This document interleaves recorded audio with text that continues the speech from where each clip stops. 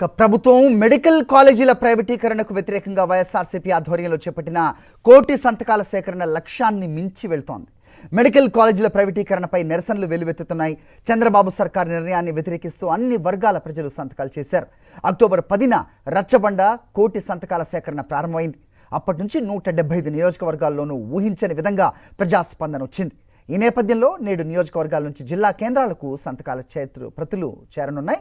15న జిల్లా కేంద్రాల నుంచి తాడేపల్లి పార్టీ ఆఫీస్కు కోటి సంతకాలు చేరతాయి. అనంతరం ఈ నెల 17న గవర్నర్ను వైఎస్ఆర్సీపీ అధినేత వైఎస్ జగన్ కలుస్తారు. గవర్నర్ను కలిసి ప్రజల నిర్ణయాన్ని తెలపనున్నారు. కోటి సంతకాల ప్రతులను గవర్నర్కు అందజేస్తారు. ప్రభుత్వ మెడికల్ కాలేజీల ప్రైవేటీకరణ నిలిపివేయాలని కోరనున్నారు వైఎస్ జగన్. ఇదే అంశానికి సంబంధించి మరిన్ని అప్డేట్స్ మా కరెస్పాండెంట్ రవీందర్ ఇస్తారు. రవీందర్, చెప్పండి, లక్ష్యానికి మించి వస్తున్నాయంటే కనుక ఈ సంతకాలు ఎంతటి వ్యతిరేకత ఉంది ప్రజల్లో అనేది అర్థమవుతోంది. మరి ఎందుకు ప్రభుత్వం చెవిన వినపడట్లేదు? వినపడ్డా ఎందుకు పట్టించుకోవట్లేదు? గవర్నర్ని కలవబోతున్నారు వైఎస్ జగన్మోహన్ రెడ్డిని తెలుస్తోంది. ఏంటి మీదకి ఇన్పుట్స్?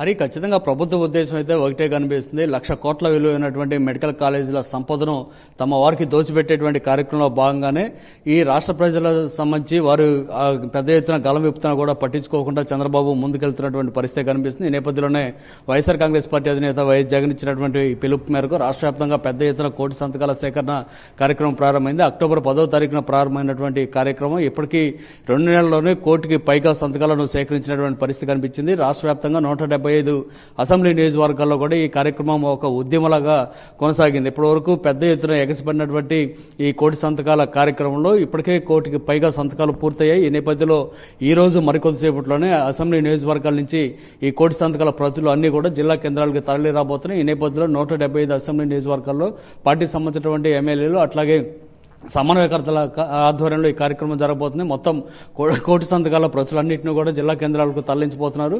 అక్కడి నుంచి 15వ తారీఖున తాడేపల్లిలోని పార్టీ కేంద్ర కార్యాలయానికి రాబోతున్నాయి. 15వ తారీఖున జిల్లా కేంద్రాల నుంచి ఇక్కడికి వచ్చే పరిస్థితుంది. అనంతరం 17వ తారీఖున గవర్నర్ని వైఎస్ జగన్ కలుస్తున్నారు. ఆయనతో పాటు పార్టీకి సంబంధించినటువంటి ముఖ్య నాయకులందరూ కూడా కలిసి గవర్నర్కు ఈ మొత్తం కోటి సంతకాల ప్రతులను అందజేయబోతున్నారు. ప్రధానంగా రాష్ట్ర వ్యాప్తంగా మెడికల్ కాలేజీలను ప్రైవేటీకరణ చేయడం ద్వారా వస్తున్నటువంటి వ్యతిరేకతను గవర్నర్ దృష్టి తీసుకెళ్లబోతున్నారు. రానున్న రోజుల్లో ఇదే అంశాన్ని ఇంకా అప్పుడు కూడా చంద్రబాబు ప్రభుత్వం అట్లాగే ముందుకెళ్తే కనుక ఇంకా పెద్ద ఎత్తున కార్యక్రమాలు చేపట్టేందుకు కూడా వైఎస్ఆర్ కాంగ్రెస్ పార్టీ ఇప్పటికే నిర్ణయం తీసుకుంది. అందులో భాగంగానే తొలి విడత ఆందోళనలో భాగంగానే కోటి సంతకాలు, రచ్చబండ కార్యక్రమం లాంటి కార్యక్రమంతో పాటు గవర్నర్ని కలవటం లాంటి కార్యక్రమాలని వైఎస్ఆర్ కాంగ్రెస్ పార్టీ కొనసాగిస్తుంది. ఆ తర్వాత మరింత ఉధృతంగా తీసుకెళ్లేందుకు కూడా ఒక కార్యాచరణను ప్రకటించేందుకు ఏర్పాట్లు జరుగుతున్నాయి. మొత్తంగా 17 మెడికల్ కాలేజీలను వైఎస్ జగన్ తీసుకురావడం ద్వారా ప్రతి జిల్లా కేంద్రంలో కూడా అది ఉండేందుకు ప్లాన్ చేశారు. తద్వారా పేద మధ్యతరగతి ప్రజలకు అత్యాధునిక వైద్యం సైతం